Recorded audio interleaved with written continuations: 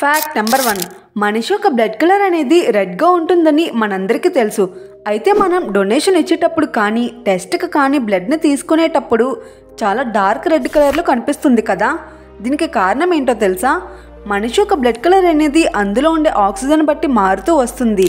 మీకు తీసిన బ్లడ్ ఎప్పుడు మజిల్స్ నుండి తీయటం జరుగుతుంది కాబట్టి అందులో ఆక్సిజన్ లెవెల్ తక్కువగా ఉండటం వలన డార్క్ రెడ్ కలర్లో ఉంటుంది.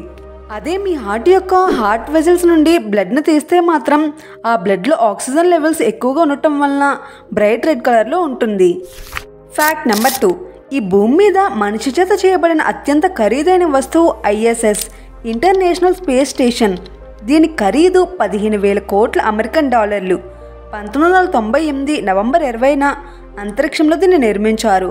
దీని మ్యాక్సిమం స్పీడ్ గంటకి 28,000 కిలోమీటర్లు. జూలై 4, 2020 నాటికి ఇది అంతరిక్షంలో 25 సంవత్సరాలు పూర్తి చేసుకుంది. ISSలో కొన్ని సమస్యలు రావడంతో నాసా దీన్ని రీప్లేస్ చేయాలని చూస్తున్నారు. దీనికోసం అంతరిక్షంలో ఒక కొత్త ISSను నిర్మించి దీన్ని 2030లో కల్లా సముద్రంలోకి క్రాష్ చేయాలని ప్లాన్ చేస్తున్నారు. అంతేకాకుండా కొత్త ISSను నిర్మించడానికి SpaceXతో డీల్ కుదుర్చుకున్నట్లు వార్తలు వస్తున్నాయి. ఫ్యాక్ట్ నెంబర్ 3, వర్షాలు పడేటప్పుడు ఒక్క పిడుగు పడుతుంటేనే మనం చాలా భయపడుతుంటాం. అలాంటిది రోజుకి 4,500 పిడుగులు పడితే అసలు అక్కడ జనాలు బతకగలుగుతారా? అంతేకాదు, ఈ ప్లేస్లో సంవత్సరానికి 16 లక్షల వరకు పిడుగులు పడుతుంటాయి. ఈ వింతైన ప్రదేశాన్ని చూసి మొదట్లో పర్యావరణవేత్తలు కూడా చాలా ఆశ్చర్యపోయారు. ఈ భయంకరమైన ప్రదేశం వెనిజులాలో ఉన్న మరకైబో అన్న లేక్ దగ్గర ఉంది. ప్రతిరోజు ఇంత భయంకరమైన పిడుగులు పడటంతో చివరికి నాసానే రంగంలోకి దిగి 11 ఏళ్ల పాటు రీసెర్చ్ చేయగా తెలిసిందేంటంటే ఇక్కడ ఉన్న ఆండీస్ పర్వతాలు అరేబియన్ సముద్రంలో కలిసే ప్రాంతంలోనే ఈ మరకైబో లేక్ అనేది ఉంది. అందువల్ల ఈ కరేబియన్ సముద్రం నుండి వచ్చే తేమ మరియు వెచ్చని గాలి అలానే ఈ ఆండీస్ పర్వతాల నుండి వచ్చే చల్లటి గాలి ఢీకొనటం వల్ల అది వెచ్చని తేమతో కూడి గాలి వేగంగా మేఘాల వరకు పైకి లేస్తుంది. అందువలనే ఈ పిడుగులనేవి ఆగకుండా ఇలా విజృంభిస్తున్నాయి. నిజానికి ఇలాంటి ప్రక్రియ అనేది ఎక్కడా జరగదు. అందుకే నాసా ఈ ప్లేస్కి ఎర్త్ లైట్నింగ్ క్యాపిటల్ అని కూడా పేరు పెట్టారు. అంతేకాదు 11 ఏళ్ల పాటు శ్రమించి దీనికి సొల్యూషన్ కనిపెట్టిన ఈ ఎరిక్ ఓర్ట్గా అనే పర్యావరణవేత్త 2014లో గిన్నీస్ వరల్డ్ రికార్డ్ని కూడా సొంతం చేసుకున్నారు. ఫ్యాక్ట్ నెంబర్ 4, కొన్ని ప్రొడక్ట్స్ మీద ఎక్స్పైరీ డేట్ ఉంటుంది, మరికొన్ని ప్రొడక్ట్స్ మీద బెస్ట్ బిఫోర్ ఉంటుంది, మరికొన్ని ప్రొడక్ట్స్ మీద యూజ్ బై అని ఉంటుంది. వీటి మధ్య తేడా ఏంటో తెలుసుకుందాం. సాధారణంగా బెస్ట్ బిఫోర్ డేట్ అనేది ఫుడ్ ఐటమ్స్కి ఉంటుంది. అంటే బ్రెడ్, కేక్, బిస్కెట్స్, చిప్స్ ఇలాంటి వాటికి ఉంటుంది. బెస్ట్ బిఫోర్ డేట్ ఉంటే దాని అర్థం ఆ డేట్ వరకు అది బెస్ట్ క్వాలిటీలో ఉంటుంది, ఒరిజినల్ టేస్ట్ ఉంటుంది, అలాగే న్యూట్రిషన్ లెవెల్స్ కూడా ఉంటాయి. అయితే ఆ డేట్ తర్వాత కూడా కొన్ని రోజుల వరకు దాన్ని తినచ్చు, కానీ దాని టేస్ట్ తగ్గిపోతుంది, ఫ్రెష్నెస్ కూడా పోయి న్యూట్రిషన్ లెవెల్ కూడా తగ్గిపోతాయి. ఎప్పుడైతే దాని మీద ఉన్న ఫంగస్ ఫామ్ అయినట్లు అనిపిస్తుందో లేదా టేస్ట్ లేదా స్మెల్ చూసినప్పుడు పడేయాలనిపిస్తుందో అప్పుడు దాన్ని పడేయాలి, అస్సలు తినకూడదు. ఎక్స్పైరీ డేట్ ఉన్న ప్రొడక్ట్స్ని ఆ డేట్ దాటిన తర్వాత అస్సలు వాడకూడదు. ఇప్పుడు ఎక్స్పైరీ డేట్ గురించి తెలుసుకుందాం. ఎక్స్పైరీ డేట్ ఉన్న ప్రొడక్ట్స్ని ఆ డేట్ దాటిన తర్వాత అస్సలు వాడకూడదు. ఆ డేట్ దాటిన తర్వాత కూడా ఉపయోగిస్తే ఆరోగ్య సమస్యలు వస్తాయి. కొన్ని ప్రొడక్ట్స్ మీద యూజ్ బై అని రాసి ఉంటుంది. యూజ్ బై కూడా ఎక్స్పైరీ డేట్ లాంటిదే. ఆ డేట్ దాటిన తర్వాత దాన్ని వినియోగించకూడదు. అయితే చాలామంది వీటిని చూస్తారు, కానీ కొన్ని ప్రొడక్ట్స్ మీద కన్జ్యూమ్ విత్ ఇన్ అని ఇంకొక ఇన్ఫర్మేషన్ కూడా ప్రింట్ చేస్తారు. అంటే అది ఓపెన్ చేసిన తర్వాత దాన్ని ఎన్ని రోజుల్లో వాడేయాలో లేదా ఎన్ని గంటల్లో వాడేయాలో రాస్తారు. ఫ్యాక్ట్ నెంబర్ 5, కొంతమంది మన సెలబ్రిటీస్ల ఇన్స్పిరేషనల్ లైఫ్ స్టోరీస్ని కొన్ని గవర్నమెంట్స్ ఏకంగా టెక్స్ట్ బుక్స్లోని లెసన్స్గా పెట్టేశాయి. మొదటిగా ఒక బస్ కండక్టర్ స్థాయి నుండి భారతీయ తొలి సూపర్ స్టార్గా ఎదిగిన రజనీకాంత్ గారి లైఫ్ స్టోరీని CBSE 6th క్లాస్ సిలబస్లో పెట్టడం అయితే జరిగింది. అలాగే మన ఇండియా నుండి ఒక వెయిటర్ పొజిషన్ నుండి వెళ్ళిన దేవరాజ్ అనే వ్యక్తి చైనీస్ సూపర్ స్టార్గా ఎలా ఎదిగాడు అనే తన లైఫ్ స్టోరీని చైనాలో సెకండరీ ఎడ్యుకేషన్లో ఆయన లైఫ్ స్టోరీని పెట్టడం అయితే జరిగింది. అలాగే మన తెలుగు నుండి పవర్ స్టార్ పవన్ కళ్యాణ్ గారి లైఫ్ స్టోరీని అతి చిన్న వయసులో రాజకీయ పార్టీని ఎలా స్థాపించారు, ఆయన చేసిన సహాయాల గురించి గత Karnataka government 7th standard text బుక్లో ఒక లెసన్గా పెట్టడం అయితే జరిగింది.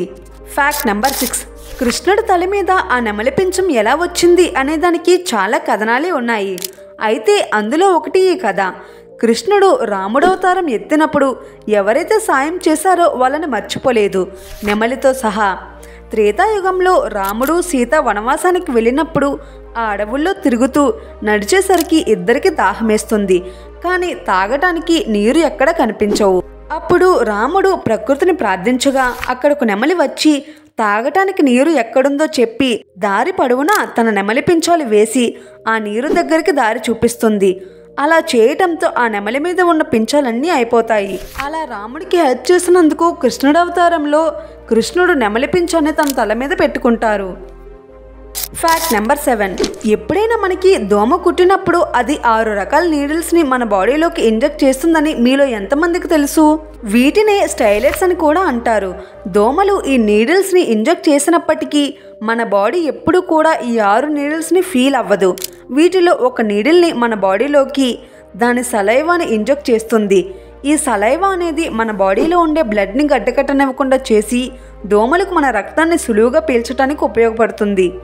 ఈ సలైవా వల్లే దోమలు మన బ్లడ్ని ఈజీగా పీల్చుకుంటాయి.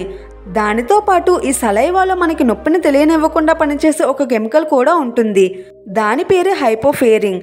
ఇది ఒక అనస్థీసియాగా పనిచేసి మనకు నొప్పిని తెలియనివ్వకుండా చేస్తుంది. దీనివల్ల మన స్కిన్కి కొద్దిగా తిమ్మిరెక్కినట్టుగా అనిపిస్తుంది. ఈ రీజన్ వల్లే మనకి కొన్నిసార్లు దోమలు కుట్టేటప్పుడు అవి ఎంత కుడుతున్నా మనకు అసలు నొప్పే తెలియదు. Fact number 8. టూత్ బ్రష్ మీద కలర్స్ ఎందుకుంటాయి? ఇది కేవలం మీరు ఎంత క్వాంటిటీ పేస్ట్ వాడాలో తెలియచేస్తుంది. ఇది మీకు తెలిసి ఉండకపోవచ్చు. మీరు కొంచెం పేస్ట్తో కూడా మీ పళ్ళను చాలా శుభ్రంగా తోముకోవచ్చు. కానీ చాలామంది ఎక్కువ పేస్ట్ వాడి పళ్ళు తోముకుంటుంటారు, కానీ వారి పళ్ళు సరిగా క్లీన్ అవ్వవు. అందుకే ఈ టూత్ బ్రష్లో ఇండికేటర్స్ ఉంటాయి. దీని అర్థం ఏంటంటే టూత్ బ్రష్లో ఏదైతే వైట్ పార్ట్ ఉంటుందో అందులో మొత్తంలో మీరు పేస్ట్ పెట్టుకోవాల్సి ఉంటుంది. దానికన్నా ఎక్కువ పెట్టుకున్నట్లయితే మీరు ఎక్కువ పేస్ట్ వాడుతున్నారని దాని అర్థం. ఫ్రెండ్స్, నాదొక చిన్న రిక్వెస్ట్. ఇప్పటి వరకు వీడియో చూసారు కదా, వీడియో నచ్చినట్లయితే లైక్ చేయండి. వీడియో పూర్తిగా చూసి ఏ ఫ్యాక్ట్ నచ్చిందో కామెంట్ చేయండి. ఇంకా మీకు ఏమైనా డౌట్స్ ఉంటే కామెంట్ చేయండి. మన ఛానల్ని సబ్స్క్రైబ్ చేసుకొని పక్కనే ఉన్న బెల్ ఐకాన్ని క్లిక్ చేయండి. ఈ వీడియో మీ ఫ్రెండ్స్ అండ్ ఫ్యామిలీకి షేర్ చేయండి. Fact number 9. ఇలాంటి విచిత్రమైన ఫ్రూట్ మీకు ఎవరైనా ఇస్తే పొరపాటును కూడా తినకండి. ఎందుకంటే ఇవి చూడటానికి సేమ్ ఐస్ క్రీమ్ లానే ఉంటుంది. ఈ ఫ్రూట్ పేరు క్యాటల్ ఫ్రూట్. ఈ ఫ్రూట్ని రఫ్ చేస్తే చూడండి అది ఏ విధంగా మారిపోతుందో. అయినా కూడా మీరు ఈ ఫ్రూట్ తింటే గొంతులోనే ఇరుక్కుపోతుంది. ఈ ఫ్రూట్ వల్ల చాలా బెనిఫిట్స్ ఉన్నాయి. అవేంటంటే చల్లటి వాటర్ని వేడిగా చేస్తుంది. మజ్జించే టైంలో ఫైర్ కూడా చేసుకోవచ్చు. Fact number 10. వినాయకుడికి గరికిగట్టిని ఎందుకు ఇస్తారు? శివుడి నుండి నంది దూరం కావాలని పార్వతీదేవి ఎందుకు శాపం పెట్టిందో తెలుసా? ఒకరోజు కైలాసంలో శివుడు పార్వతి పాచికలు ఆడుతూ ఉంటారు. ఈ ఆటకి నంది సాక్షిగా ఉంటాడు. అయితే ఈ ఆటలో పార్వతీదేవి గెలుస్తుంది.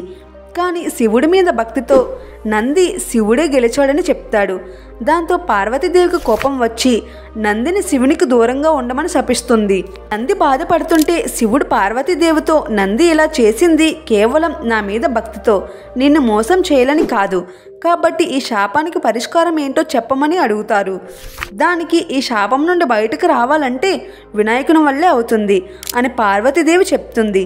దాంతో పార్వతీదేవి చెప్పినట్టుగానే నంది రోజు వినాయకునికి రుచికరమైన నైవేద్యాలు పెడుతూ వినాయకుడిని పూజించడం మొదలు పెడతాడు. అయితే ఒకరోజు నంది గడ్డిని తినేటప్పుడు వినాయకుడు వచ్చి నాకు నైవేద్యం ఇప్పుడే పెట్టు అని అడుగుతాడు.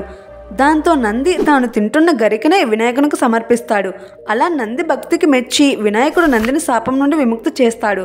అప్పటి నుండి అందరూ వినాయకునికి గరికను సమర్పిస్తారు.